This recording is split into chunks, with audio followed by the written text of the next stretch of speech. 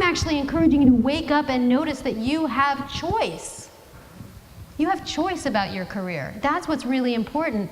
And no, you may not have choice about whether your job is going to stay or go, but you have choice in how you respond, how you react, how you make decisions, whether you choose to be proactive when you hear news that's concerning to you, or whether you choose to be reactive and wait until everything's all settled and then say, well, there was no fair choice for me here. You can lay out choices for yourself, this or that. And pick the big categories, you know? Stay in California or leave California. Stay in the US or leave the US. Right? Those kinds of big questions that you can then check in with your body and say, what does my body read about that? You know, do I get all tense and tight? Do I get open and excited and bubbly and, oh, that's interesting. So noticing the reaction that you get. If I want to lay out some choices, do I move up or do I move laterally? What feels better to me? That's an example of a set of choices you can start to lay out for yourself so that you start to get information from yourself about what feels better. So you can start to go into your body and you can start to notice things like tension. Do I feel more tense or more loose with this choice?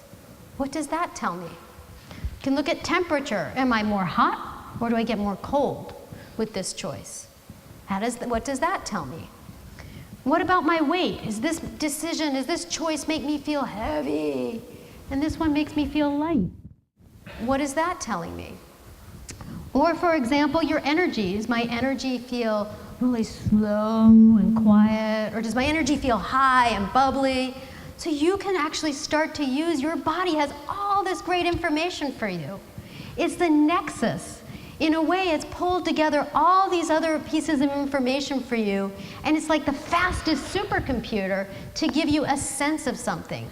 Now, is it going to give you an answer like, you know, what should I do? Well, you should turn the corner at left and go 17 degrees north, and then turn 4 degrees right. Come on. Our bodies don't work quite like that. It's not going to give you that precise stuff. It's not going to lay things out for you in an Excel spreadsheet or a to-do list. But it is going to help you to know your preferences, which are so crucial right now, that you know, what do I want? What matters to me? What's important? Does that make sense? It's important to know what really, really matters to you right now. So I'm going to help you look at some ways to know what really matters, and in particular, we're going to be looking at career, your career. Instead of thinking of it as work, which for some of you has a negative connotation, or the word job. I don't know if you know this, but the word job comes from the word gob. Like literally where it started is the word gob, like a gob of coal. Like people were counting gobs. There used to be a job many centuries ago where you would count gobs of coal. And so they called it a gob and it turned into job. And I don't know about you, but I don't want to count lumps of coal. So maybe job isn't the word that feels good to you. Or career, which literally means to run around a track.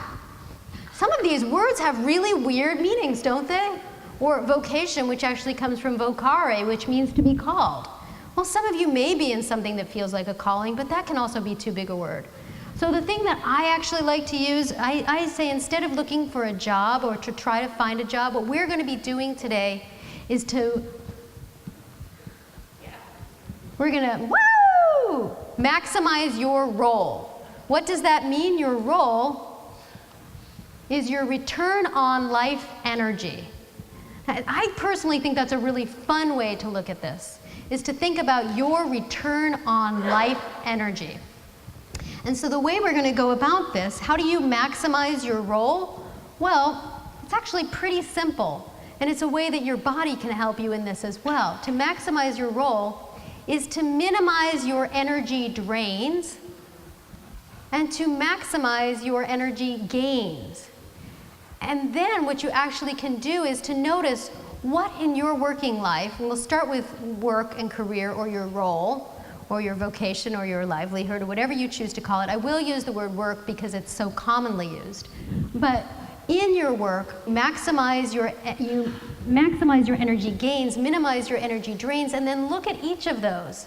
Look at what's draining your energy, and instead of allowing that to stay, to transform that into a desire. Because it's telling you, if something's draining your energy, it's actually a signal. It's a signal, and it's telling you, you know what? You actually want something different.